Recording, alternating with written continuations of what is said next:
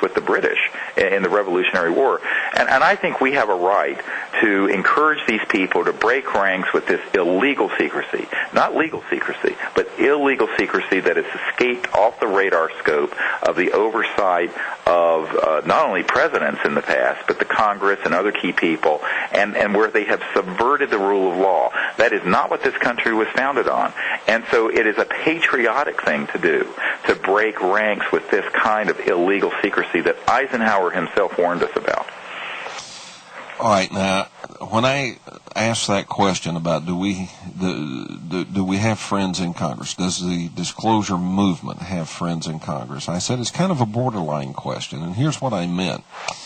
You see, the answer to that also plays a big role, I think, in the success of Arrow, because some of the technology that Arrow is wanting to develop and to deploy to the public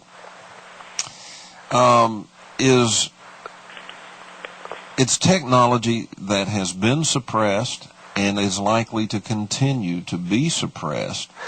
And I read on your site some of the categories of suppression.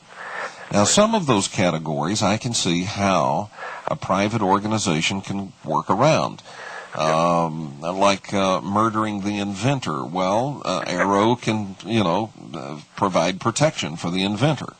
And we are. And not only that, but the way you protect, and by the way, if there's anyone who is an inventor who has a breakthrough technology, they should contact me at arrow2012.com, because we have a growing number of people, and the way that they're protected is that they quit playing the secrecy game.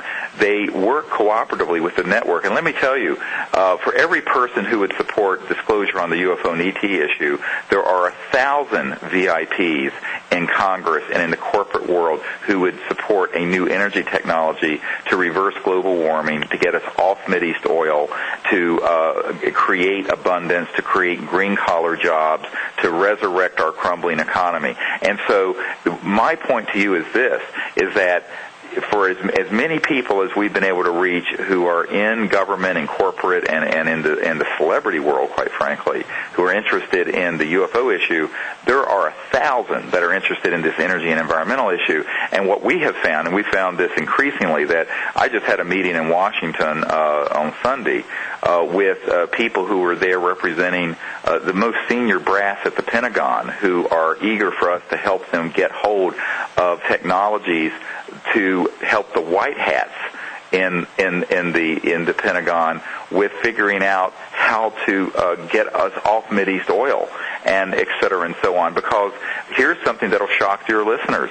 Most of the people who are the senior flag officers, your senior generals and admirals who are in the military, they don't have access to those projects either. And when they try to find out about them, they're told to bug off.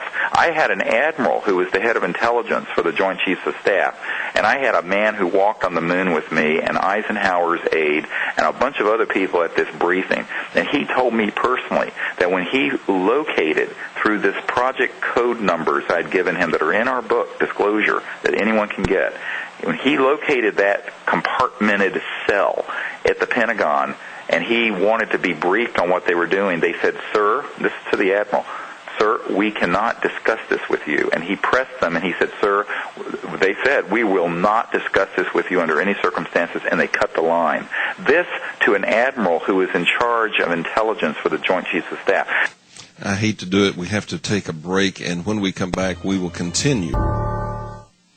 We're back, and we're talking with Dr. Stephen Greer. So, Dr. Greer, when we had to cut away for break, you're telling us about this admiral who was told basically, go mind your own business. Correct. And, it was sort of he was hopping mad by the time, not at me, but he was furious by the time I went to this briefing. I had provided this data to him prior to the briefing. It was a stand-up briefing at the Pentagon. And what I found, and this was a real education for me, being, I tell people I'm just a country doctor from North Carolina originally, and what I found in my journeys through this whole business, which has taken me to the pinnacle of government and power all over the world, is that it doesn't really matter what your rank is. It matters whether you've been brought up through that system of secrecy for this particular subject. And otherwise, if they don't want you to know, it doesn't matter if you're the president or the CIA director or the Secretary of Defense or the Senate Intelligence Committee chairman. It really doesn't matter. And that's what's so shocking to people who are on, the normal civilian out there who took their civics lesson in high school or middle school. That whole system has been tossed aside by this cabal, and it's a tragedy, and it's enormously illegal. But the point I'm making is that a lot of people think that there's not support for disclosure. There is, but there's even more support for these technologies coming forward because, as I mentioned, for every person who's interested in life in outer space and whether they're visiting us here, there are 1,000 people worried about this economy and $100 a barrel oil and the damage to the environment, et cetera, and so on, and one war after another coming down the pike as we begin to fight like Mad Max under the Thunderdome for the last tanker full of oil.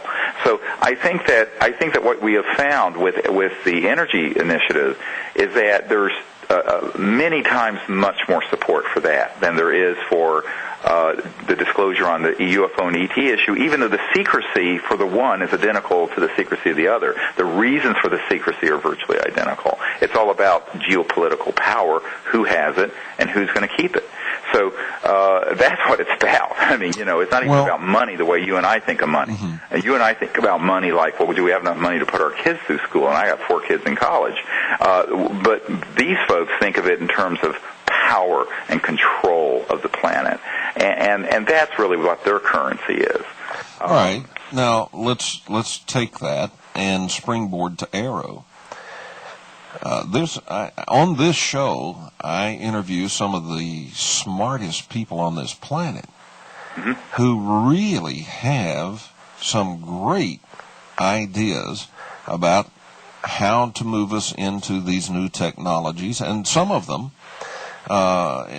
actually involved in the development of these new technologies. Mm-hmm. Here's a problem. One of the people that I have interviewed on this show, I won't use a name, but one of the people that I've interviewed on this show has a whole bunch of patents, but even more that have been taken black under that sure. Section 181 and national security. All right, now sure. You're going to face that. How? And on your website, Arrow 2012, and I devoured it. Just fascinating information here.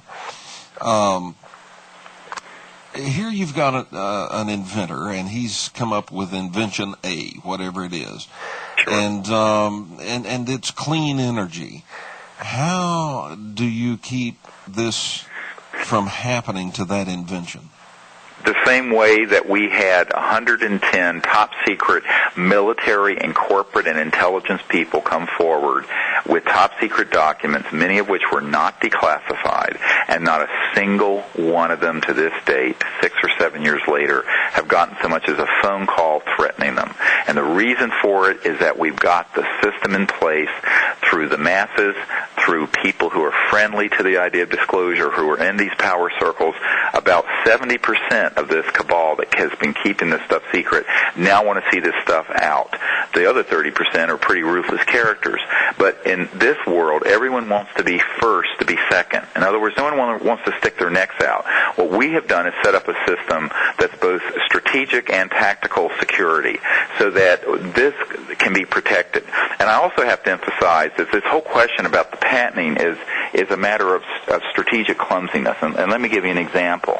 You don't make a claim in a patent that's going to trigger Section 181 of the patent law until you have other things in place. And these other things in place are the following. And this is what Arrow is going to do. And this is all happening all at the same time. Once we have a device that works, and we know it works, it's going to go through multiple independent scientific labs to be tested and reproduced. In real time, all that data is being sent to this huge strategic network we have, which include ambassadors, heads of state, A-list movie stars that I'm not going to list, but if I name them, everyone listening would know who they are, who are friends of ours, and we know who they are. And who are willing to go the distance with us with bringing this technology out for the environment and for the future of humanity. Then, when you have all that ready, you do a National Press Club event. We've already engaged the PR firm. And you light up this enormous network